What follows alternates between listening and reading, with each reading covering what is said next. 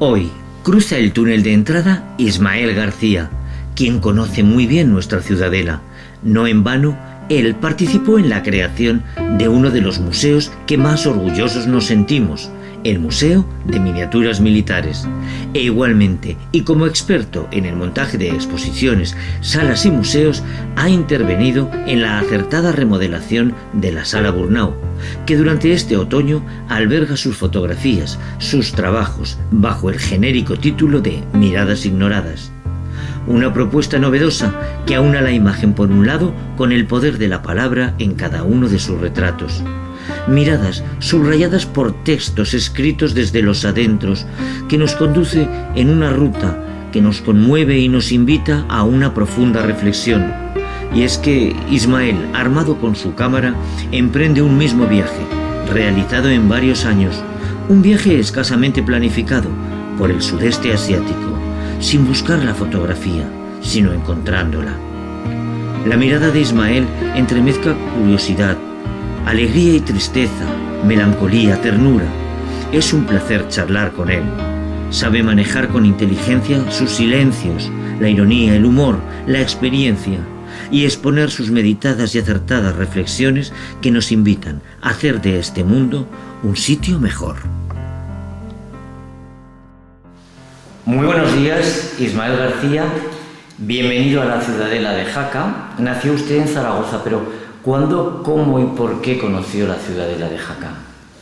Bueno, es que mi familia siempre ha estado viniendo a Canfrán a pasar los veranos.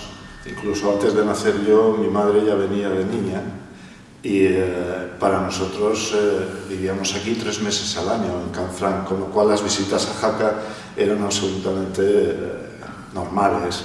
Y la ciudadela, como el resto de Jaca, pues siempre ha formado parte de mi imaginario de niño, de los veranos, ¿no?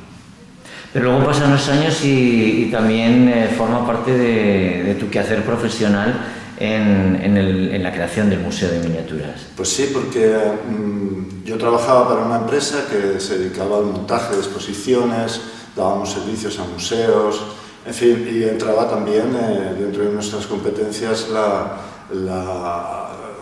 hacer las salas de exposiciones y nos llamaron de la ciudadela y entonces empezó una época muy bonita, muy sufrida, muy dura, porque el trabajo fue intenso y estuvimos como 3 años y pico, aproximadamente 4, viniendo prácticamente 3, 4, 5 veces al mes.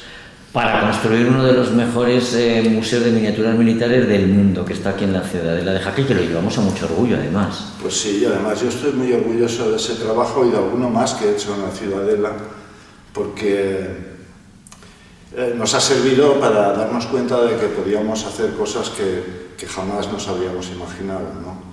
Y bueno, estamos muy orgullosos, y yo concretamente. Yo siempre digo que parte de ese museo es parte de mi vida, ¿no?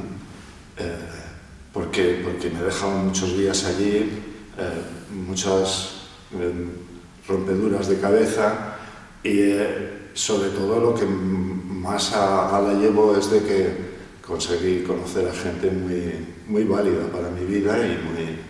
Y luego rivalidad además por esos miles, me atrevería a decir que cientos de miles que a lo largo de estos años han visitado ese museo y que la verdad es que es de los más alabados. Bueno, Ismael, durante una parte de tu vida, alrededor de 25 años, como técnico manipulador de obras de arte, pues haciendo, como bien comentabas, exposiciones, salas, museos, en sitios tan importantes como el Prado, el Thyssen, el Reina Sofía, incluso también en renombrados centros europeos, ¿no? En otros museos. Uf, qué experiencias has tenido que tener. La verdad es que, pues sí, yo me he sentido un privilegiado toda mi vida, pero sobre todo esta época, todavía más si cabe, ¿no? Porque he tenido el privilegio de tocar obras de los grandes maestros de la pintura y de la escultura que se ven en museos como el Louvre, como el Prado, como tú bien has dicho. Y para mí ha sido una experiencia muy intensa. Cada montaje, aparte de el esfuerzo que requiere, de la responsabilidad que conlleva, pues siempre estaba la recompensa de poder tocar esas obras, de tenerlas, cogerlas, ponerlas en la mesa, transportarlas, hacerles los embalajes, observarlas a centímetros, incluso a veces tenía el privilegio de pasar mis dedos por el lienzo para notar, por ejemplo,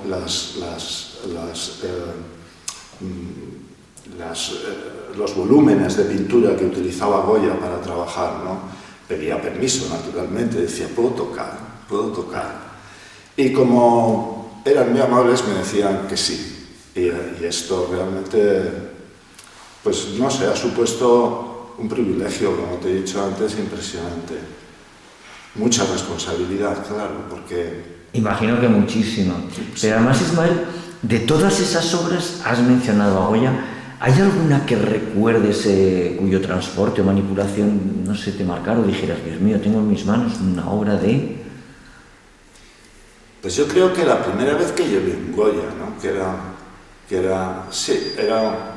Era un cuadrito muy pequeño, ¿sabes? No, nos podríamos imaginar que a lo mejor con un Rubens de 4 metros por 2,5 o 3, no, era Atila en el paso de los Andes, ¿no? Cruzando los Andes, que era una obra que pintó Atila no, que no sabía pintar, que pintó Goya como para un concurso en Italia, creo, o para algo así, ¿no? Porque él estuvo en Italia una temporada. Y era un cuadrito pequeño que está en el Museo de Bellas Artes de Zaragoza. Y lo llevé, no recuerdo ya dónde. Pero para mí el tener ese Goya por primera vez en mis manos, ¿no? Y hacerme responsable de él, para mí fue un honor, un orgullo y estaba emocionado, ¿no? Cuando me dijeron que iba a llevar un Goya. Sí, ese fue el primero, pero ya te digo, es muy pequeñito, ¿sabes? Sí. Pero además en ese trabajo tuyo que es apasionante, ¿no? ¿Cuántas variables tiene que haber cuando nosotros, el público en general, hemos expuesto una obra de arte que van desde la temperatura de la sala, al color, ya lo diré, la iluminación que tiene que haber, a todo un universo, ¿no? de condiciones? Pues sí, pero sobre todo es que hay mucho trabajo antes de que la obra llegue a la sala, para empezar, ¿no? Claro. O sea, esto es un trabajo que la gente ni se lo imagina, un trabajo de logística, de seguridad, en fin. Pero cuando entras en la sala, normalmente no se aprecia nada de lo que hacemos. Nada. Y, por ejemplo, sin una buena pintura de fondo de las paredes, las obras no resaltarían. Y sin una buena iluminación, una obra, la que quieras, del mejor pintor del mundo, pues a lo mejor perdería un 60% de su efecto visual para el público normal, ¿no? Entendemos, no especializado, ¿no? La distribución de las obras, incluso la altura, es un trabajo que es impresionante porque no se nota. Y cuando no se nota algo es que está muy bien hecho, ¿no? Claro.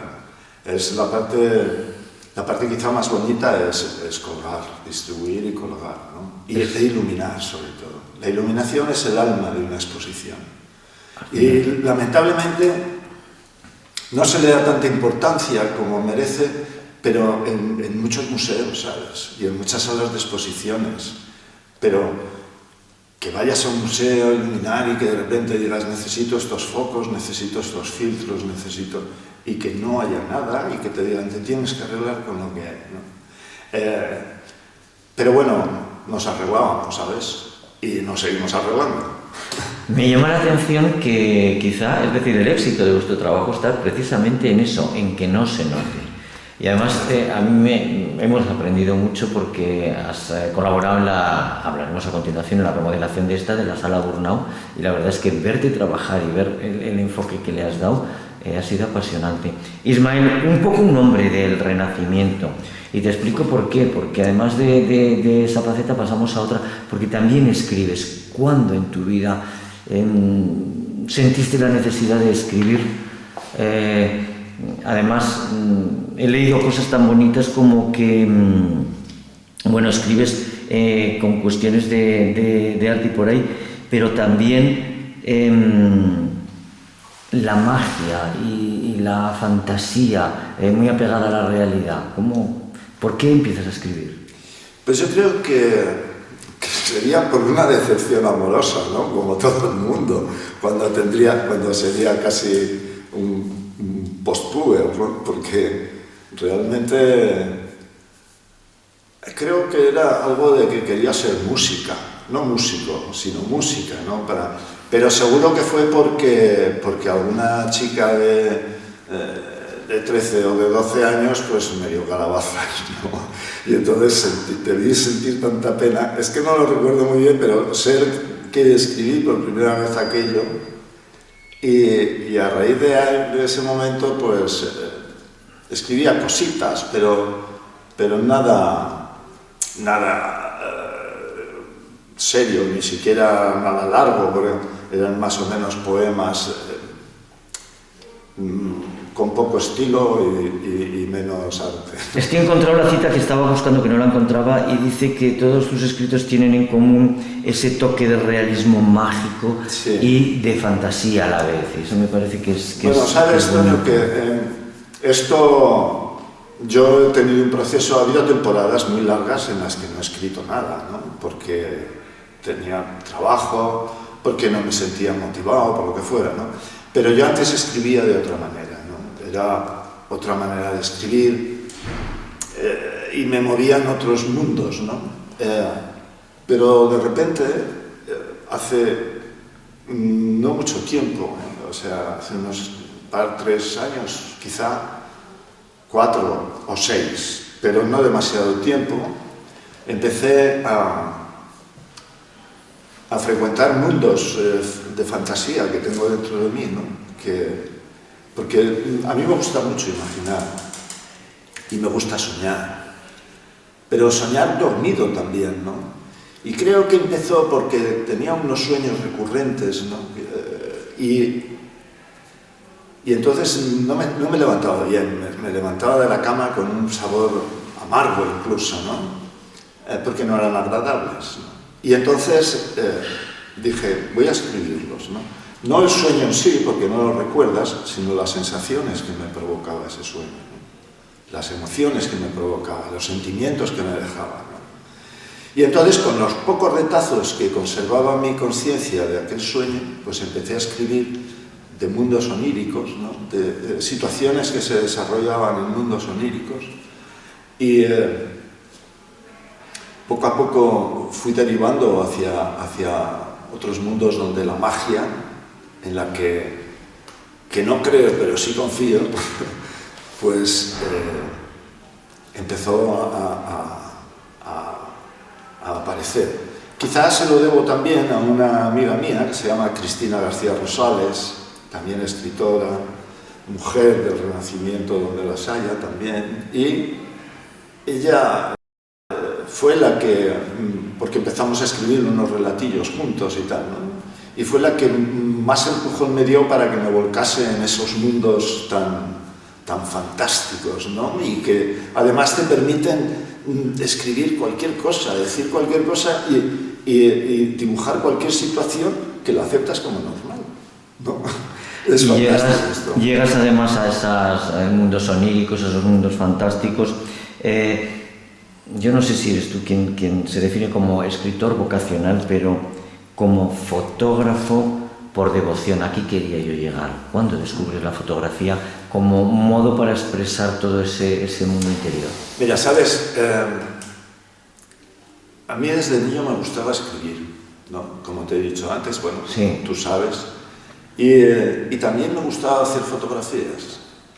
Pero claro, eran unos tiempos en los que hacer una fotografía para un niño de 12 años era un poco complicado. Yo siempre tenía en la cabeza que me encantaría ser reportero gráfico, ¿no? Pues como Goya, con los disparates y los desastres de la guerra y tal, ¿no? Bueno, me hubiera encantado hacer esto, ¿no? De niño. Y entonces empecé a hacer 4 cosas, pero no tenía dinero para hacer. Pues yo tenía 12 años, 13 años, y me daban un duro de propina que voy a comprar. Pero luego a los 22 o 23 años, no, cuando salí del servicio militar, comencé a trabajar con un fotógrafo. Y hacíamos fotografías de los colegios, de esas de grupos, que había todavía banderines en las que salía la fotografía y tal. No era nada artístico y tal, pero bueno, nos ganábamos la vida. Y entonces ahí empezó mi interés por la fotografía. Me compré una cámara, me compré un equipo para revelar y ahí empecé. Bueno, pues me vas a permitir que añadamos además un tercer ingrediente. Hemos hablado de la escritura, hemos hablado de la fotografía, los viajes. Oh. Ismael, los viajes y sobre todo esa pasión que en tu obra queda latente, claro, por el sureste asiático. ¿Cómo se despierta? Pues se despierta por casualidad. Yo por mi trabajo viajaba mucho por Europa porque tan pronto estábamos en Holanda como estábamos en París y tal. Y no me atraía para nada. Cuando tenía vacaciones no me atraía en absoluto viajar por Europa, ¿no? España la conocía bastante bien y entonces comencé con Cuba. Y a la vuelta pues había hecho fotografías, pero realmente más que nada eran de arquitectura, de situaciones, de paisajes, tal. Y un buen día un amigo mío, Javier Santos, me enseñó unas fotografías de Tailandia en las que aparecían las mujeres Karen, que son estas mujeres que llevan anillas en el cuello, ¿no? Y me entusiasmó. Y yo soy una persona además que cuando veía, por ejemplo, anteriormente veía esos edificios de Santorini, Mykonos, ¿sabes? Yo me iba a hacer fotos para ese. O sea, iba allí exclusivamente a hacer las fotos. Entonces cuando vi a aquella mujer con las anillas dije, yo tengo que hacer una foto de esta mujer. De esta o de otra de estas mujeres, ¿no? Y en las primeras vacaciones que tuve me fui. Allí entendí que estas mujeres son esclavas y que sufren muchísimo, pero ese primer viaje sirvió para enamorarme del sudeste asiático. Me siento muy cómodo, me siento como si me acogiera, ¿no? Me encuentro conmigo mismo, estoy solo porque viajo solo, y a 13.000 kilómetros de mi casa, y la primera comida siempre es emocionante, ¿no? Porque me digo, Ismael, estás aquí de nuevo, ¿no? Es como si yo no creo en reencarnaciones, ¿no? Pero es como si yo ya hubiera vivido allí. Me gusta, me siento cómodo, me muevo bien, me da mucha seguridad a todos los niveles, ¿no? A todos los niveles. Y me relaja el sudeste asiático. Hay países que más y hay países que menos, ¿no? Pues si nos ponemos, quiero decir, Birmania es uno de los países que menos cosas me he contado, ¿no? Por ejemplo, que menos, pero que tampoco he estado mal, me gusta. Yo creo que, bueno, lo digo siempre, ¿no? Yo si ahora tuviera 30 años y no 70, me iría a Luang Prabang, que es la antigua capital de Laos, y me iría allá a vivir. Porque me encanta. Laos es el país más tranquilo de todos, más relajante, más difícil para moverte por su orografía, pero es el que más se acompasa con el que más se acompasa mi alma, ¿no? Y mi pensamiento. Y yo me iría a vivir allí. Lo que pasa es que ahora requiero de la seguridad social, porque y claro, allí. Oye, pero además la planificación para esos viajes, lo digo porque un día lo comentabas, ¿no? Sí. No hay una gran planificación, tú llegas y punto. No hay ninguna planificación. ¿Y no te da miedo el decir, bueno, ¿dónde dormiré mañana por la noche? El miedo se tiene hasta que bajas de la escalería del avión, ¿no? O sea, ahí ya se te pasa el miedo, ¿no? Yo normalmente lo que planifico es fecha de ida y fecha de vuelta. Y luego me cojo dos noches de hotel, únicamente. 2 o 3 noches de hotel a la capital que voy, es decir, Normalmente siempre, bueno, siempre no, pero normalmente con mayor frecuencia voy a Bangkok y allí estoy 3 días, pues aclimatándome un poco el tiempo y tal, ¿no? Y durante esos 3 días decido lo que voy a hacer. Si me voy a ir me voy a quedar en Tailandia, o me voy a ir a Vietnam, o me voy a ir a Laos, o me voy a ir a Bangladesh, ¿no? O sea, ahí es donde decido a dónde voy. Ismael, en algún momento no me negarás que ha habido algún episodio que hayas pasado miedo, por ejemplo. Pues te lo voy a negar. No he pasado miedo. La situación más conflictiva que he podido tener yo, bueno, fue que me puse enfermo en India. Venía de Bangladesh ya un poco tocadillo. Y en India me puse enfermo y tuve que llamar al médico, pero vino, me pinchó y ya está. No, yo me he pasado miedo. Y una situación conflictiva es una persona que me encontré en una calle que no había nadie y pues me quería matar. Pero era una persona que estaba mal de la cabeza, ¿no? O sea, me decía, te voy a matar, cogía piedras del suelo para darme, pero bueno, yo controlé la situación y entendí que era una enferma, que no era una situación de peligro real, ¿no? No he pasado situaciones ni siquiera de una tensión que me altere, ¿no? Hay veces que cuando voy caminando por la noche y tal, por algún sitio que no está iluminado, pues digo, o sea, yo a mí mismo me digo, no vayas tan relajado, ¿no? Pero no es una cuestión de valor, porque yo soy bastante cobardica, sino que es que no siento ese miedo, o sea, es que no pasa nada. O sea, quiero decir que mañana voy, igual me ocurre algo, pero que hasta ahora yo no me he encontrado en una situación de conflicto que me genere una tensión desmedida, ¿no? Ismael, vamos a hablar ya de miradas ignoradas. Estas fotografías, estos rostros, estas miradas, ¿es algo que tú andabas buscando o que te las has encontrado? Bueno, yo me encontré con una mirada que fue en Cuba, que es la mirada de la mami, que así se titula, lleva por título la fotografía, que me hizo armarme de valor, porque yo era y soy muy tímido, la timidez no desaparece. Y me daba muchísima vergüenza pedir que se dejaran hacer fotos y tal a la gente, pedirles una fotografía. Y cuando, bueno, vi a 2 niñas y que estaban riéndose y jugando y tal con su madre, ¿no? Y entonces, pues no me atrevía, pasaba una vez, 2, 3, 4, y a la quinta ya la mujer me dijo, ¿por qué no nos haces una foto, no? Entonces hice esa mirada, ¿no?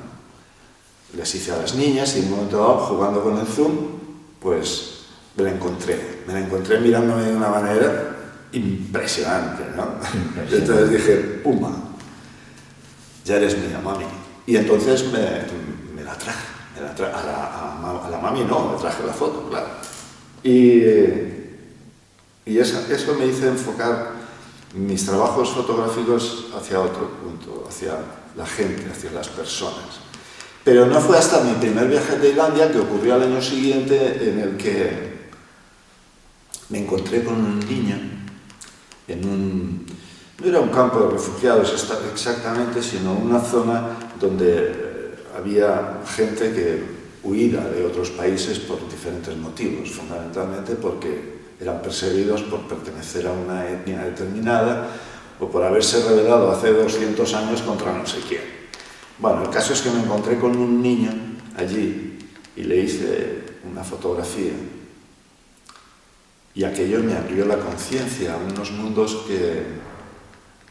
que los había visto por la televisión, los había visto en el cine, me lo había contado una persona, pero yo no los había sentido, no los había olido, no los había tenido cerca. Y aquel niño me abrió la conciencia y entonces siempre busco esas miradas, ¿no? O esas personas que, aunque escondan la mirada, te miran desde otras partes de su ser, ¿no? te miran desde el corazón, desde el alma. Busco miradas que me cuenten que mi vida es un privilegio y que tenemos que tener siempre muy consciente a la gente que está viviendo ignorados, olvidados, hasta de Dios incluso, ¿no? Y los busco y es mi pasión. Mi pasión es buscar a esas personas que difícilmente las ve los turistas que van porque están escondidas en las montañas, refugiadas en las montañas, relegadas en las montañas, en la selva. Y esos son los que me hacen percibir mi vida. Yo percibo mi vida a través de la suya, ¿no?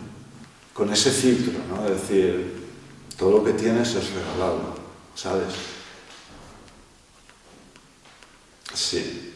Y una curiosidad, porque hay que comentar que esta exposición que tiene lugar aquí ahora en la Ciudadela, en la Sala Burnau, con un éxito de gente increíble, pero además muy novedosa, porque cada una de las fotografías va acompañada de un texto que se puede captar o capturar a través de un código QR. Esos textos, Ismael, llegabas, hacías la fotografía, quiero imaginarme, que llegabas a donde estuvieras durmiendo y ese mismo día lo escribías, o era cuando ya llegabas a España, las veías y rememorando tus recuerdos, cuando te salían esos textos tan maravillosos. Bueno, pues se dan dos circunstancias, ¿no? La primera, quiero hacer una salvedad de que estas fotografías y esta exposición, pues si no hubiera sido por Diego Fernández, que es el comisario, no estaría aquí. Y si Diego no me hubiera hecho escribir los textos, tampoco estaríamos aquí, ¿no? Pero te voy a responder a tu pregunta. Mira, yo cuando viajo, como viajo solo, con un inglés muy deficiente, pues por las tardes, cuando llego al hotel, a la guest house, que es una pensión, un hostal de mochileros, pues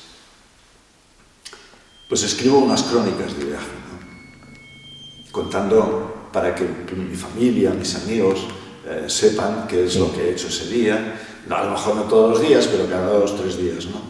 Y entonces cuento allí todo lo que he pasado, las emociones que he sentido, los sentimientos, lo que he visto, la miseria que he visto, la alegría que he visto, en fin, se lo cuento todo, ¿no?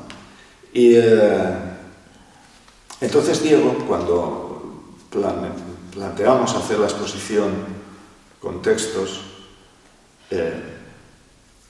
él me dijo, le dije, pero esto va a ser duro de escribir, ¿no?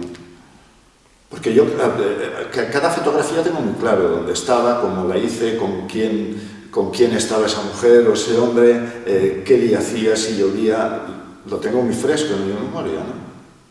Y aparte están las crónicas estas de viaje para refrescarla.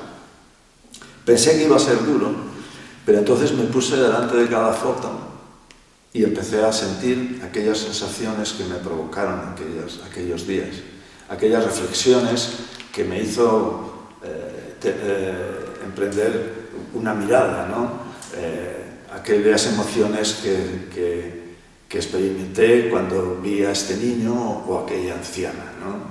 Aquella vergüenza que me di a mí mismo cuando hice la fotografía de aquella mujer en Mae Hong Son, ¿no? Y salió todo.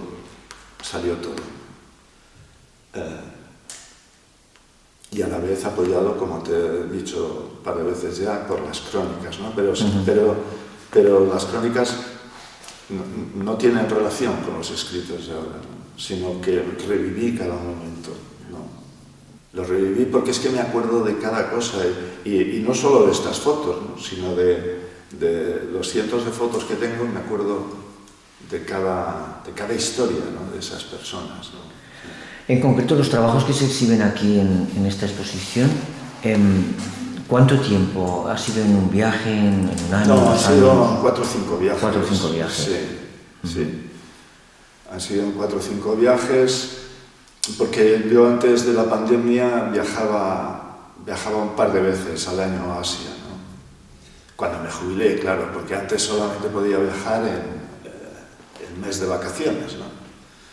Y desde que me jubilé, pues comencé a viajar.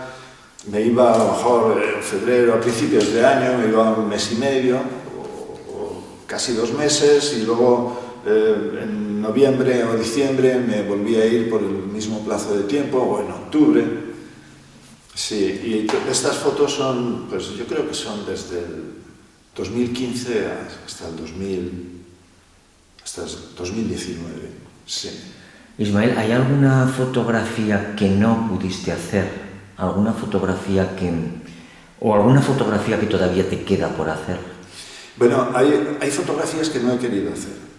¿Que no has querido? Que no he querido hacer. Por ejemplo, en Bangladesh no tengo ni una sola foto. Ni una. Porque me parecía un insulto, ¿no? Porque en Dhaka, que es una ciudad horrible,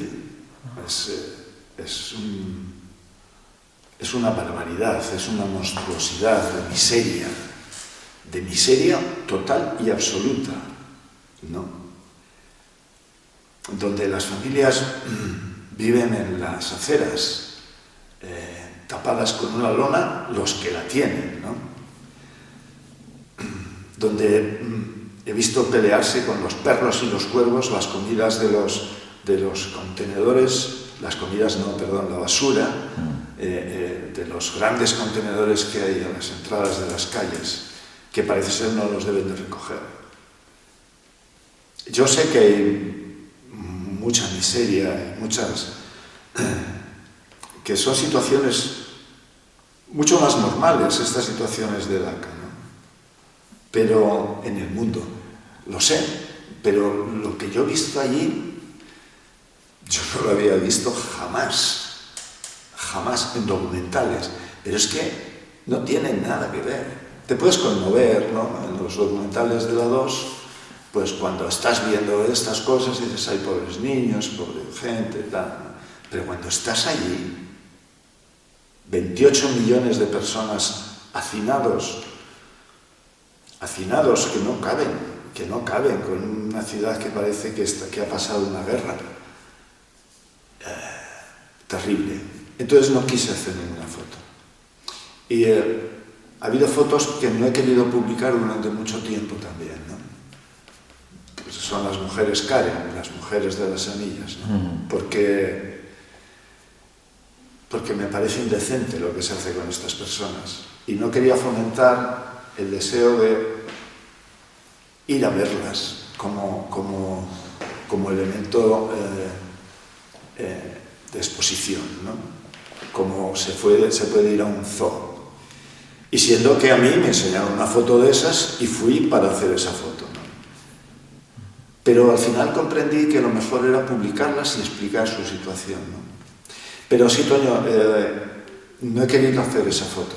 De esas fotos de Dhaka, no, me parecía una falta de respeto, ¿sabes? Una falta de respeto total y absoluta. Y alguna de las fotos que hay aquí también me... Eso te iba a preguntar yo ahora. ¿Alguna que te haya especialmente conmovido de las que hay ahora? Al público y a mí personalmente, todas. Pero te dejo que escojas una. Muchas gracias, Toño. Bueno, a mí la fotografía que más me conmovió, el personaje que más me ha conmovido... Bueno, yo te podría decir que todas me han conmovido, ¿no? Todas, de una manera... Hablamos de la mano como punto de inicio, sí, pero todos... Pero vamos a ir a los que... casi tendría que verlas otra vez. No. Yo creo que la que hemos titulado La vendedora de pan es... de las que están expuestas, la que más me ha conmovido. Lo que pasa es que hay otras que me han provocado tantas emociones y tantos sentimientos, ¿no? Pero al nivel que hablábamos, ¿no? De reflejar la vida dura, la vida preñada de necesidades, y a ese nivel creo que La vendedora de pan, ¿no? Y una niña, pero claro, yo porque sé la historia, quizá no trasciende tanto, ¿no? Una niña de una aldea en Laos que estaba rodeada de jungla, a la que se le ha agarrado a los ojos ya, a la mirada ya se le ha agarrado la tristeza y apenas tendrá, ¿qué tendrá? 5 años, 6, 7. Porque si la niña está triste, su madre con su hermano, que tengo otras fotos que no están en esta exposición, son el reflejo vivo de la casi desesperación que les provoca la vida a según qué personas, ¿no? Es que la vida sobrepasa a mucha gente, ¿sabes, Toño? A muchísima gente le sobrepasa. Pues ya verás, cambiamos radicalmente de tercio porque te voy a pedir tu opinión sobre una noticia que yo la he oído esta mañana en los informativos y la verdad es que me quedó un tanto espeluznado. Y es que los niños, por ejemplo, en España, los niños de 10-12 años empiezan a tener ya unos problemas serios de adicción a las pantallas, me refiero a tablets, móviles, etc. Entonces, pero con algo que llegan a tener incluso síndrome de abstinencia o algo parecido cuando se les quita, depresiones y cosas, bueno, que me parece. ¿Qué opinas tú de ese exceso, ya no de las pantallas, no, sino de información, del tiempo que nos toca vivir aquí en el primer mundo? Bueno, mira, yo comencé la carrera de periodismo, bueno, me matriculé y fui el primer día a clase y cuando entré el profesor de geopolítica, creo que era algo así, que no sé lo que significa eso, pero bueno, dijo, un hombre sin información es un hombre sin opinión, ¿no? Y para mí eso ha sido una máxima que he mantenido hasta hace unos 10 años, en las cuales huyo de la información, ¿no? De la información exhaustiva, se entiende, ¿no? Sí. Me gusta estar enterado de lo que ocurre, de lo que pasa, estar al tanto. Incluso también he escrito cositas durante un tiempo, reflexiones acerca de nuestra situación sociopolítica y cultural, ¿no?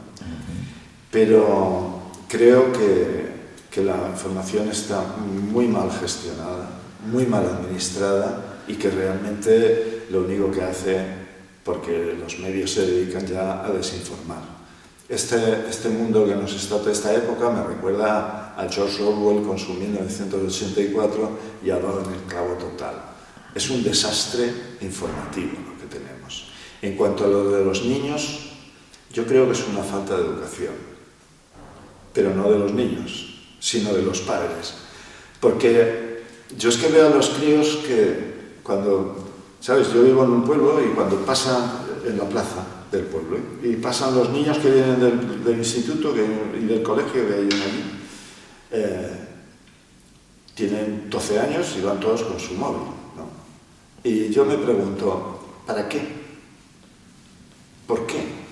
¿Por qué cedemos ante las exigencias de los niños de tener no sé qué cosas, cuántas cosas, tal?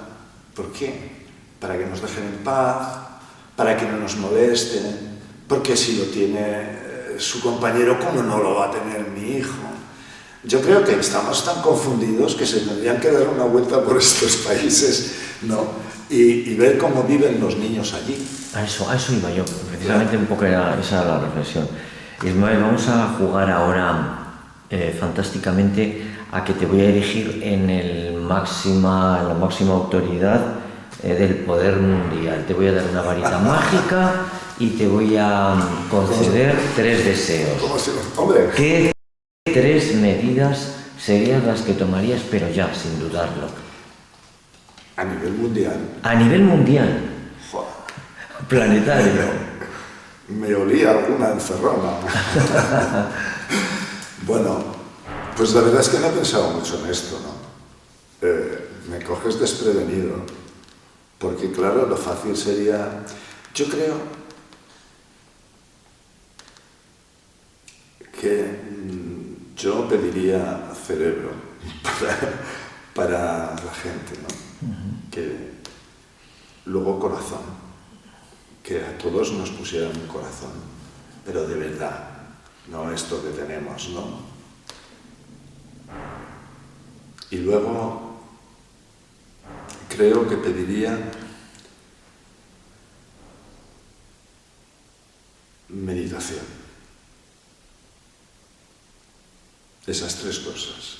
Que la gente pensara, que la gente amara y que la gente meditara. Pues me parece una respuesta preciosa, Ismael. O sea, porque además, qué necesitados estamos un poco de todo eso y de meditar, de pensar. ¿A quién admiras, Ismael? Dime, del orden político, social.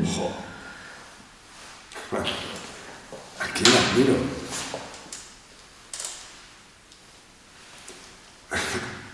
Pues yo creo que no lo tengo claro. Yo sí admiro a alguien, ¿no?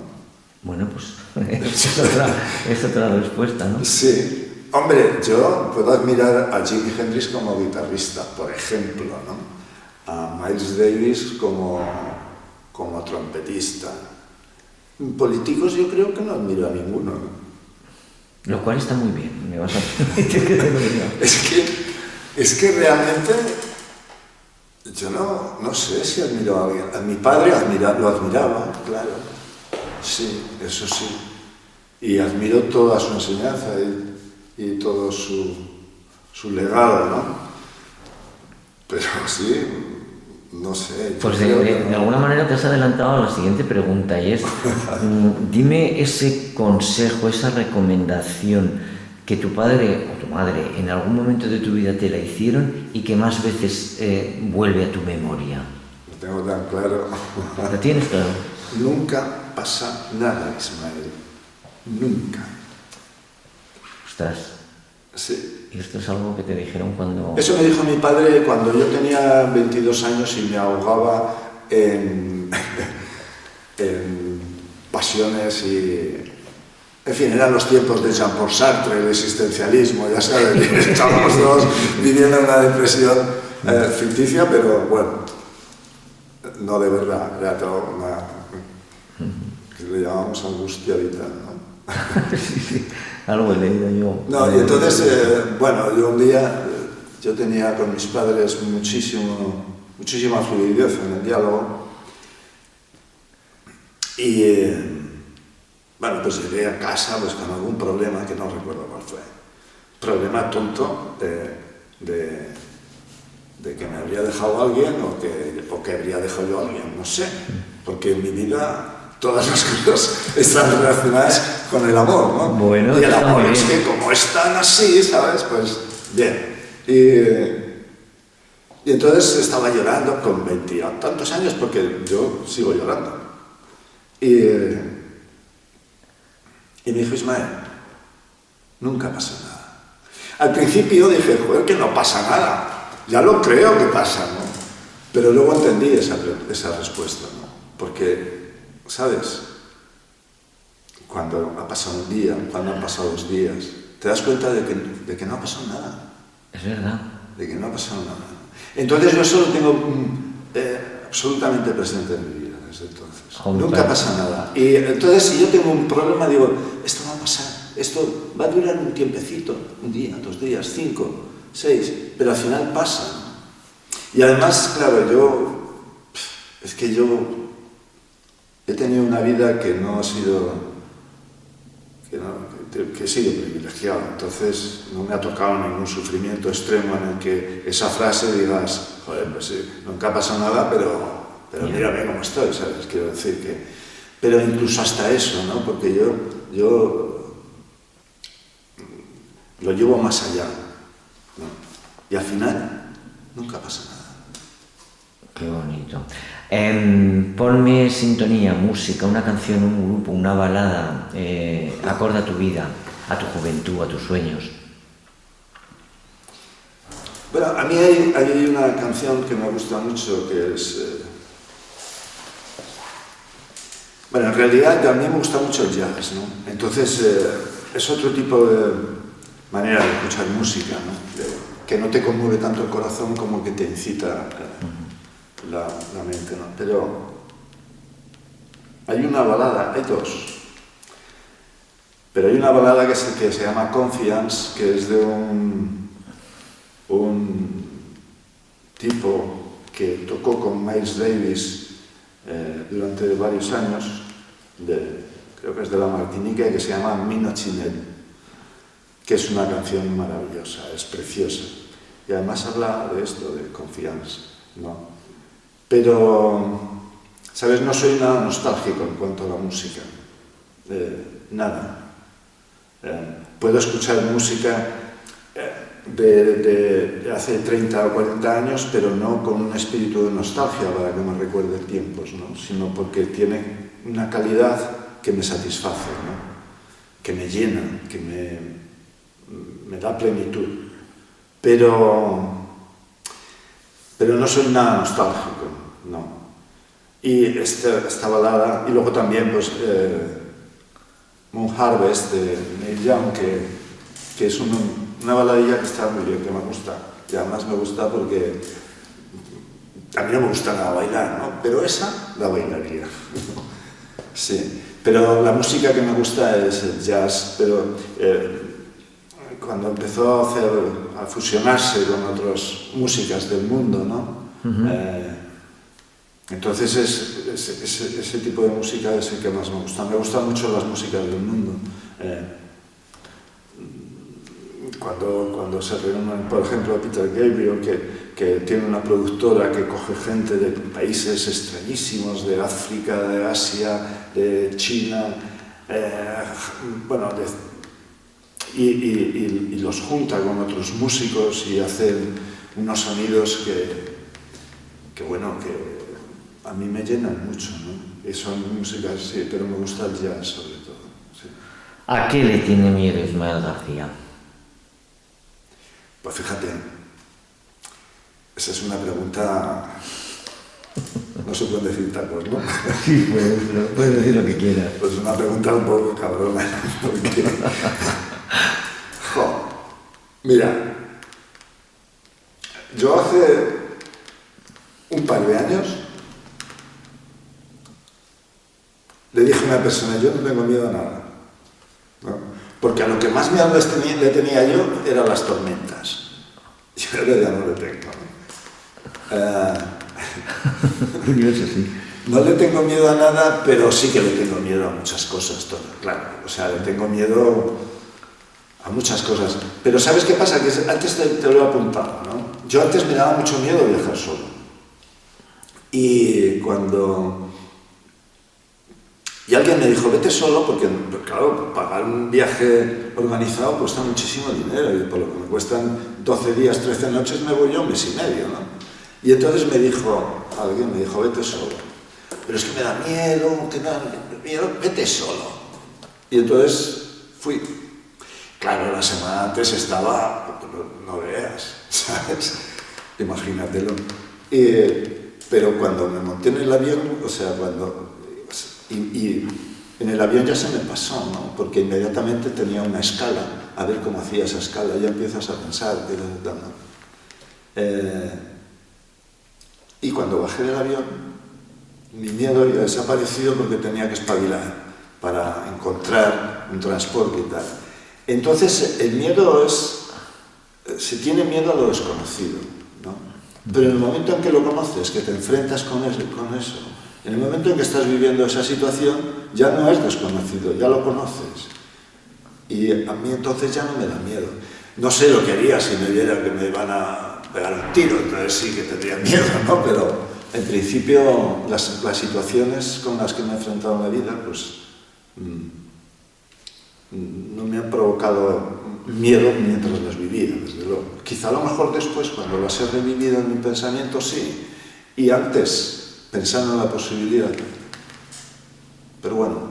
Pero es curioso que cuando te lo he planteado la pregunta, lo primero que ha venido a tu cabeza han sido las tormentas, y sin embargo te has alejado de las respuestas tópicas que son la enfermedad, la vejez y la muerte, que parece ser que todo el mundo es lo que a lo mejor... Pero aquí y ahora, Antonio, ¿sabes? Ajá. Entonces ahora tengo una edad, sí, pero no soy viejo, no estoy enfermo, y la muerte, pues, ¿qué vamos a hacer? Yo no procuro no pensar en esas cosas. La sé, porque yo tengo un amigo que además murió de COVID, que decía, hay que prepararse para el tránsito. Y entonces prepararse para el tránsito pues significa ir aceptándolo, ¿no? Pero eso es algo que es lógico, tienes que aceptar que vas a morir, ¿no? ¿Por qué tienes que tenerle miedo?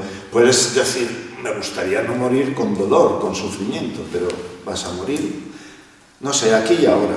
Entonces aquí y ahora ni está la muerte, la vejez no la sentimos, ¿verdad? Y cada vez la sentiremos menos. Y estamos sanos. Bueno, Ismael, ¿cuál es el último libro que te has leído? Pues he leído Ya no hay hombres que maten dragones, de mi amiga, mi querida Cristina García Rosales. Sí, es un libro de relatos muy bien escrito,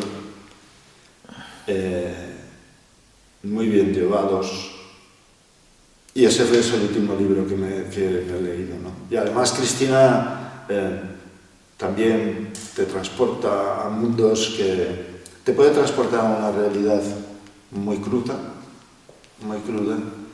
para automáticamente llevarte a un mundo donde puedas incluso volar, ¿no? Por decir algo, no sé.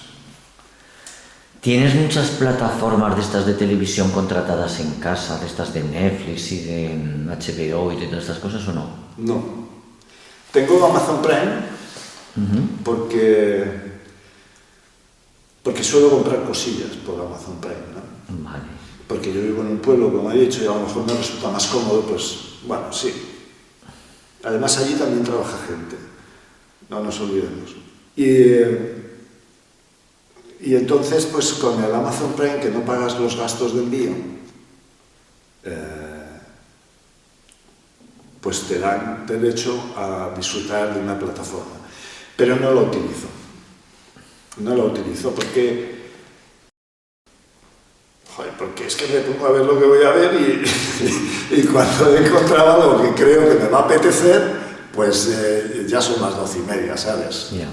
Entonces no las utilizo las plataformas. ¿Eres de mucho madrugar o...?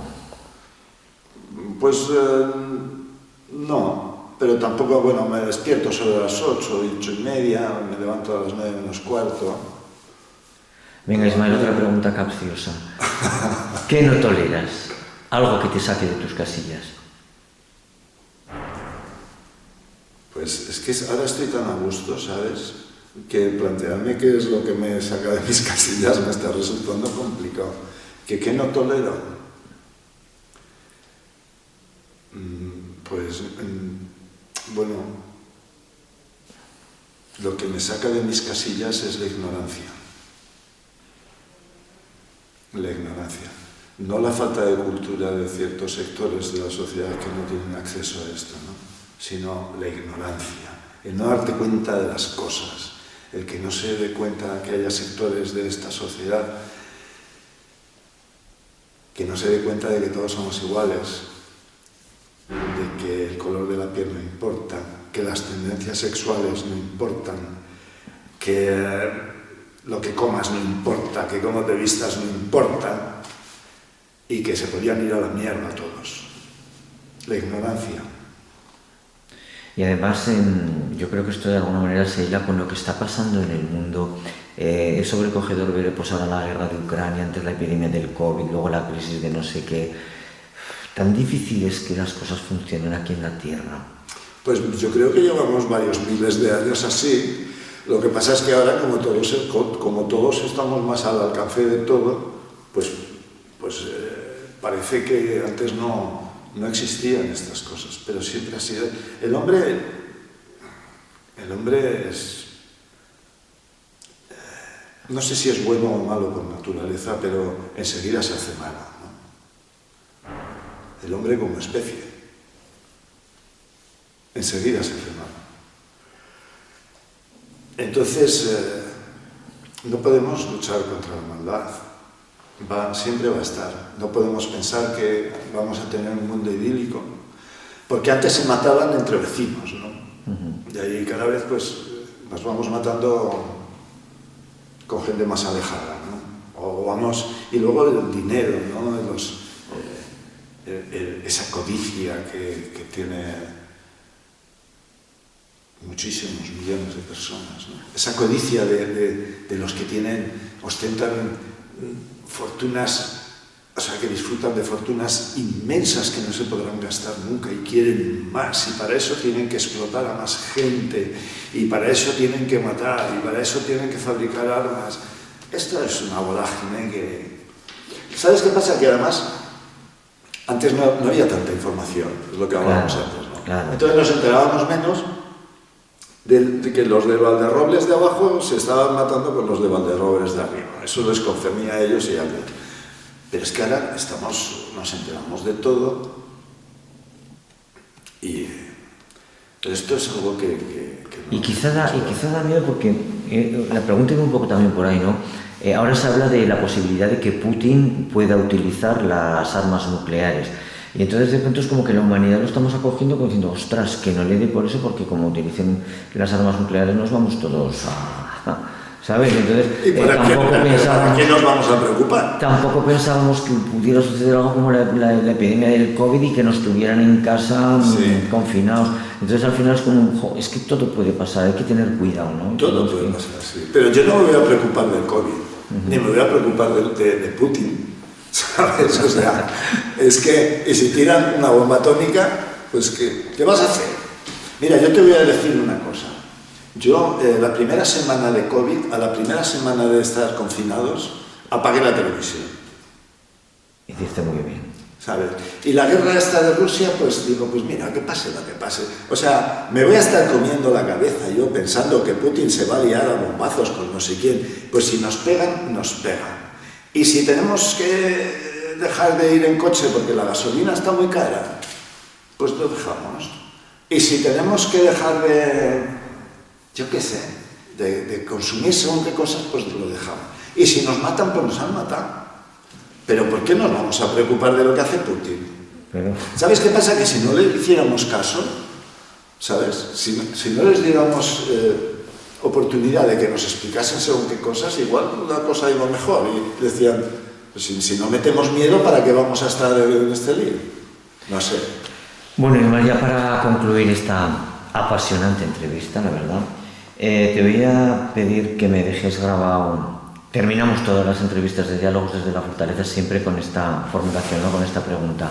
Que me dejes grabado un mensaje, algo que llegará a los terrícolas, a los habitantes del año 2322 y que la descubrirán casualmente porque se estará escondida en una de los sillares de piedra de esta ciudadela de Jaca. Bueno, ¿Qué dejarías allí en esta? Pues un pendrive que hizo Diego Fernández para entregárselo a la prensa, en el que están pues todas estas miradas, con todos los textos, para que los que vendrán dentro de 300 años nunca las ignoren y nunca las olviden. Pues esto ha sido todo, Ismael García, muchísimas gracias. Gracias sobre todo por esta entrevista, gracias además también por esta exposición y por todas esas miradas ignoradas que nos has acercado a través de tus trabajos y que aparte de contemplar la belleza de esas fotografías, después de verla y después de escucharlas, a todos nos hacen mejores seres humanos. Así que muchísimas gracias. Gracias a ti, Toño. Muchísimas gracias. Ismael nos ha contado aquellos veranos de 3 meses que pasaba junto a su familia en Canfrán. Nos ha confesado que parte del Museo de Miniaturas es también parte importante de su vida. Hemos sabido que con sus manos ha acariciado obras de maestros como Goya y ha conocido museos como el Louvre y otros tantos. Nos ha enseñado que su trabajo como técnico y manipulador de obras de arte está bien hecho cuando su intervención no se nota y pasa inadvertida a ojos del público, dando todo el protagonismo a las obras de arte. A Ismael le gusta el jazz y las músicas de todo el mundo. A lo que más miedo le tenía era a las tormentas, pero lo superó y también reconoce que al principio le daba miedo viajar solo, pero ya no. El recuerdo que más veces asoma a su memoria es cuando su padre le decía: no pasa nada, Ismael, nunca pasa nada.